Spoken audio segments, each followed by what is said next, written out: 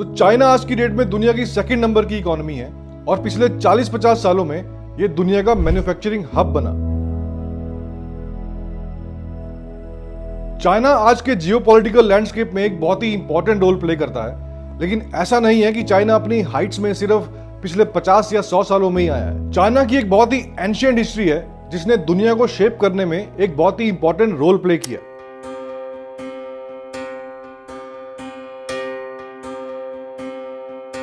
और आपने कुछ इस तरह के नाम सुने होंगे जैसे शिया डायनेस्टी, शैंग डायनेस्टी, किन डायनेस्टी। ये सब डायनेस्टीज क्या थी, चाइना की शुरुआत कब और कैसे हुई, चाइना की सबसे पहली सिविलाइजेशन कौन सी थी और कैसे उस सिविलाइजेशन ने चाइना का पहला एम्पायर बनाया, ये सभी कुछ हम इस वीडियो में डिस्कस करेंगे।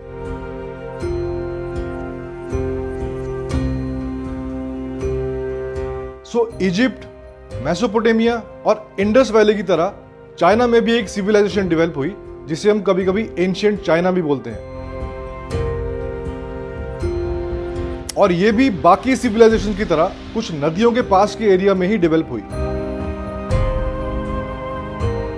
चाइना की सबसे पहली सिविलाइजेशन की शुरुआत हुई कुछ 4000 साल पहले और ये हुआंग रिवर और यांगजी रिवर के वैली एरिया में डेवलप होना स्टार्ट हुई।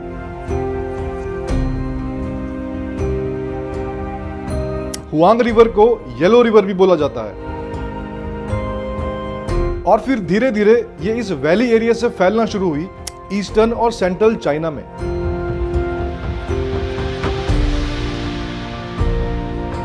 अब ये तो बात हो गई कुछ 4000 साल पहले की, लेकिन इससे पहले चाइना में क्या हो रहा था?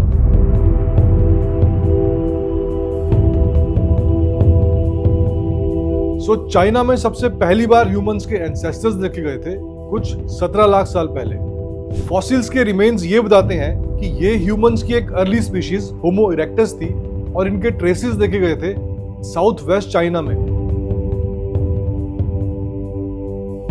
फिर रिसेंट फाइंडिंग्स में भी होमो इरेक्टस के कुछ स्केलेटन्स नॉर्दर्न चाइना में पाए गए थे, चाइना की कैपिटल सिटी बीजिंग के पास।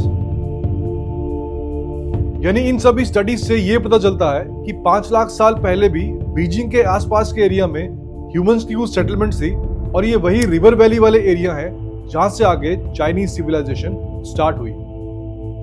अब टाइम आगे बढ़ता है और चाइना की डेवलपमेंट में सबसे बड़ा जंप आया जब वहां पे एग्रीकल्चर स्टार्ट हुआ और यहीं से आगे चाइना की पहली सिविलाइजेशन बनी। अब सिविलाइजेशन चाहे कोई भी हो, इन सभी की शुरुआत फार्मिंग विलेजेस से हुई थी और बाकी सिविलाइजेशन की तरह चाइनीज सिविलाइजेशन का स्टार्टिंग पॉइंट भी फार्मिंग ही था। मिडिल ईस्ट के फर्टाइल क्रेसेंट की तरह चाइना में भी फार्मिंग विलेजेस डेवलप होना शुरू हो गए थे कुछ 11-12 हजार साल पहले से, और अगले 1-1.5 हजार साल में चाइना में एक बहुत बड़े स्केल पे कल्टीवेशन चल रहा था मिलेट्स का और राइस का। और यही वो टाइम था जब इन्होंने पिग्स को डोमेस्टिकेट करना भी स्टार्ट किया। रिसेंट डिस्कवरीज के हिसाब से ऑलमोस्ट 7000 साल पहले चाइना में कुछ फार्मिंग की परमानेंट सेटलमेंट देखी गई थी हेमोदू नाम से एक शहर में जो साउथ ईस्ट चाइना का रीजन है।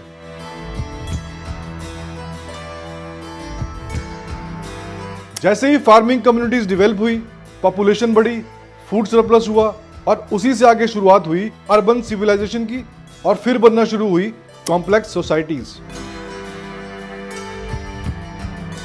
अब जैसे जैसे वेल्थ बढ़ी, इन कॉम्प्लेक्स सोसाइटीज ने अपनी आर्मीज डेवलप करना शुरू कर दी और अपने एरियाज को कवर करना शुरू कर दिया वॉल्स बनाकर। और फिर यहां पे भी यही हुआ, जब ये सब डेवलपमेंट्स हुई, इतने सारे इरिगेशन कैनाल्स बने, तो उन्हें मैनेज करने के लिए गवर्नमेंट्स आई, रूलर्स बने और फिर एक राइटिंग सिस्टम भी डेवलप हुआ। और इस पूरे प्रोसेस में लगे कई हजार साल। यहां पर एक नोट करने वाली बात यह भी है कि चाइना में हर जगह खेती नहीं होती, क्योंकि चाइना में फार्मिंग करने के लिए बहुत ज्यादा फर्टाइल लैंड्स नहीं है। इनफैक्ट चाइना का सिर्फ 12% एरिया सूटेबल है फार्मिंग करने के लिए इन कंपैरिजन टू यूएसए जिसका 23% है। और ये 12% का फार्मिंग एरिया ज्यादातर हुआंग और यांगजी रिवर के पास का एरिया ही है, यानी नॉर्थ सेंट्रल चाइना। चाइना के बाकी के एरियाज में है माउंटेन्स और डेजर्ट्स, और ये ज्यादातर चाइना का नॉर्दर्न और वेस्टर्न फ्रंटियर का रीजन है। यानी चाइना का नॉर्थ और वेस्टर्न एरिया और ईस्टर्न, सेंट्रल और साउदर्न एरिया, ये दोनों बिल्कुल अलग अलग दुनिया थी। और अगले कम से कम 2000 सालों तक इन दोनों एरियाज के लोगों में आपस में बहुत सारे कॉन्फ्लिक्ट्स हुआ करते थे। अब इसके बारे में हम वीडियो में आगे डिटेल में बात करेंगे, लेकिन उससे पहले इसका थोड़ा बैकग्राउंड समझते हैं।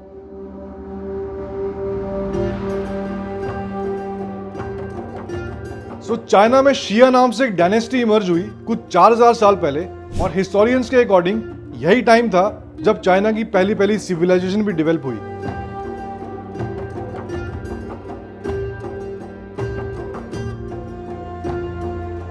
अब इस डायनेस्टी के बारे में ज्यादा रिकॉर्ड्स नहीं है, लेकिन ये बोला जाता है कि ये कुछ 200 साल तक रही और फिर इसे रिप्लेस किया दूसरी डायनेस्टी ने, जिसका नाम था शैंग डायनेस्टी।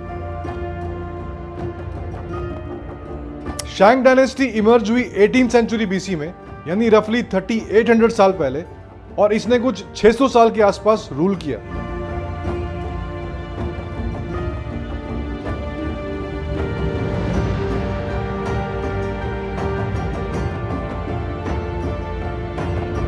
शैंग डायनेस्टी ने चाइना की फाउंडेशन रखने में सबसे इंपॉर्टेंट और सबसे बड़ा रोल प्ले किया।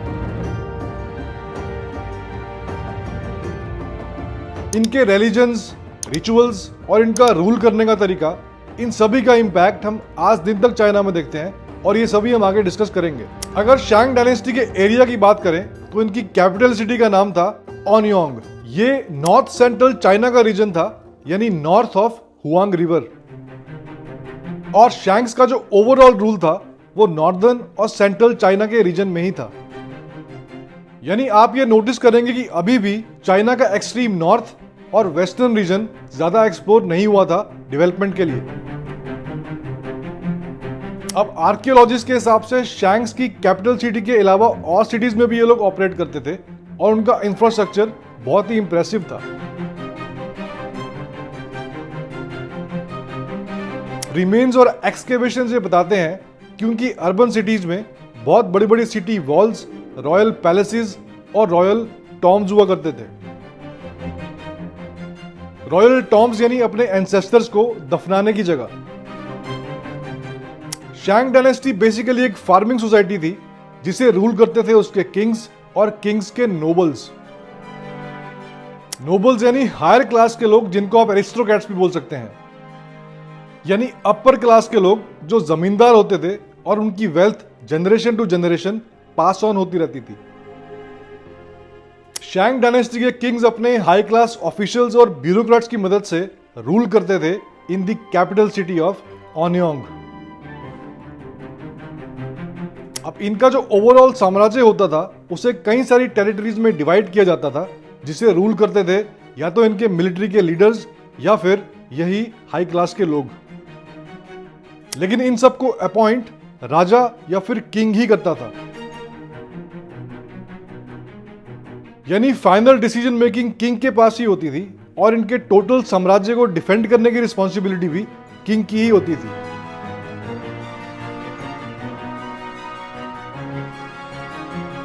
और वो किंग ही होता था जिसके पास पूरी आर्मी का कंट्रोल भी होता था।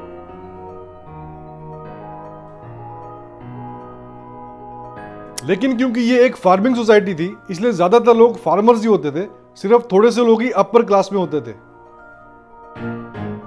हायर क्लास के लोग इनकी सिटी वॉल्स के अंदर रहते थे, और बाकी के लोग जैसे मर्चेंट्स और क्राफ्ट्समैन ये सिटी के बाहर छोटी छोटी हट्स में रहा करते थे।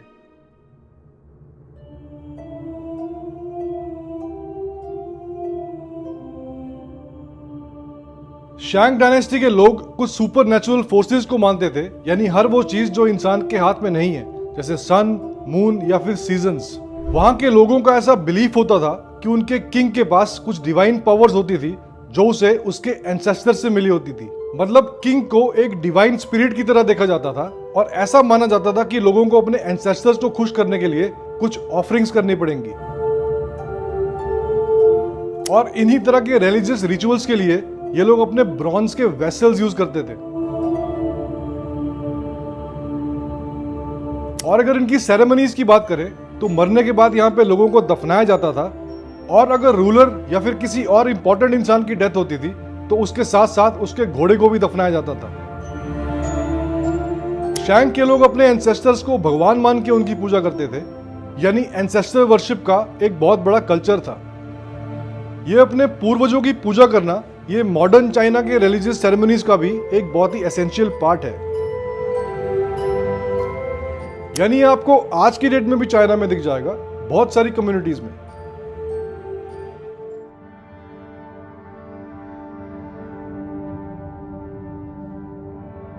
शैंग डायनेस्टी चाइना की पहली सोसाइटी थी जिसने ब्रॉन्ज एज में एंटर किया और ब्रॉन्ज को यूज करना स्टार्ट किया बहुत ही लार्ज स्केल पे।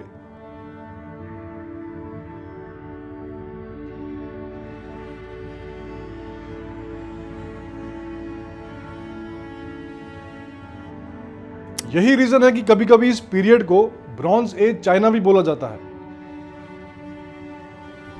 ये शैंग डायनेस्टी जो पहले प्रीडोमिनेटली फार्मिंग या हंटिंग करती थी, ब्रॉन्ज की प्रोडक्शन ने इनको एक परमानेंट और एक सेटल्ड सोसाइटी की तरफ पुश करना स्टार्ट किया, क्योंकि वहां के वर्कर्स को अब मेटल प्रोडक्शन का काम करना पड़ता था। सो चाइना में ब्रॉन्ज एज की शुरुआत की दो बड़ी अचीवमेंट्स थी, एक तो डिस्कवरी ऑफ ब्रॉन्ज और दूसरा एक राइटिंग सिस्टम डेवलप करना। शैंग्स को आज दिन तक याद किया जाता है इनकी ब्रॉन्ज में मास्टरी अटेन करने के लिए, और इनके ब्रॉन्ज के ऑब्जेक्ट्स एक बहुत अच्छा नमूना था चाइनीज आर्ट का। फिर धीरे धीरे ब्रॉन्ज की प्रोडक्शन बहुत लार्ज स्केल पे होने लगी और चाइना में ब्रॉन्ज इंडस्ट्री बहुत एडवांस्ड हो गई। ये लोग ब्रॉन्ज का बहुत सारी चीजों में यूज करते थे, जैसे वेपन्स बनाने में, टूल्स बनाने में, और मोस्ट इंपॉर्टेंटली वेसल्स और पॉट्स बनाने में, जिनको ये यूज करते थे अपनी रिलीजियस सेरेमनीज के लिए।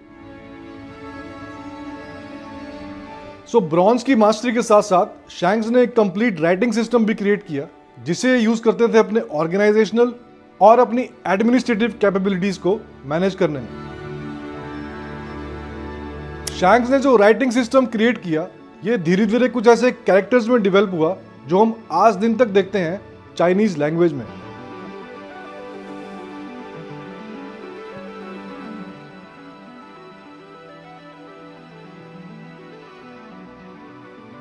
जैसा हमने वीडियो में पहले डिस्कस किया था, चाइना के एक्सट्रीम नॉर्थ और वेस्टर्न फ्रंटियर्स में ज्यादातर माउंटेन्स होती थी और इसीलिए वहां पे कुछ ट्राइबल और नोमैडिक लोग रहते थे।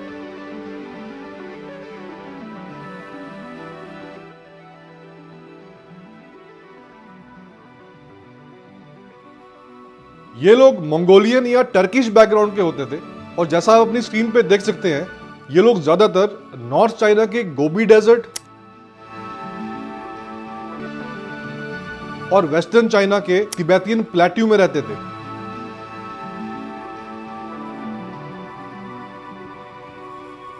ये ट्राइबल लोगों का चाइना के फार्मिंग कम्युनिटीज के साथ कई बार कॉन्फ्लिक्ट होता था, क्योंकि ये थोड़ा साउथ में आके मेनलैंड चाइना के लैंड्स को इन्वेड करने की कोशिश करते थे।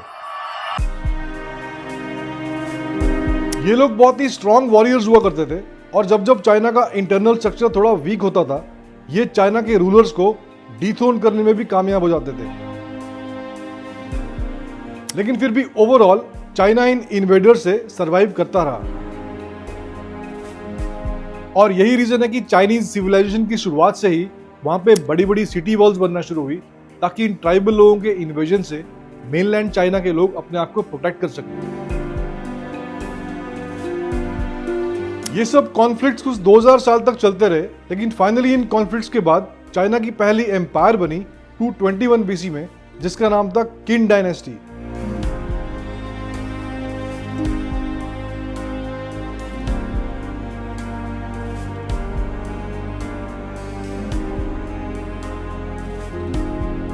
शैंग डायनेस्टी के आखिरी रूलर को एक डिक्टेटर या फिर एक टायरेंट की तरह देखा जाता था, जिसका नाम था डी जिन। फिर एक ग्रोइंग डायनेस्टी ने इसका रिवोल्ट किया और इस राजा को डिथ्रोन किया, और इस डायनेस्टी का नाम था यू डायनेस्टी, जो इमर्ज हुई ऑलमोस्ट 3200 साल पहले।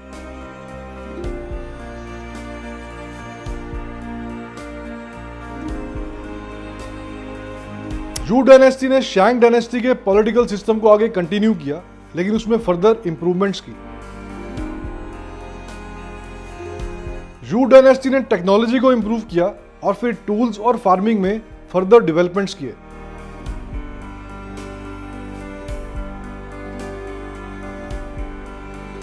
अब इस डायनेस्टी ने कुछ 900 साल तक रूल किया और ये आज दिन तक चाइना की हिस्ट्री की लॉन्गेस्ट लिव्ड डायनेस्टी थी।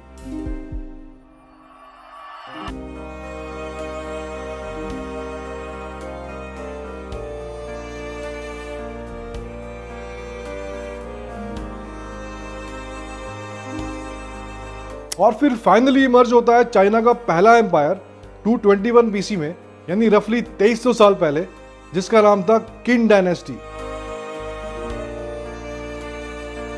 चाइना के पहले एम्पायर के ऊपर मैं एक डिटेल्ड वीडियो अलग से बनाऊंगा। नो मैटर जितनी भी डायनेस्टीज रही हैं चाइना में, इन सभी ने एक साइकिल ऑफ चेंज देखा।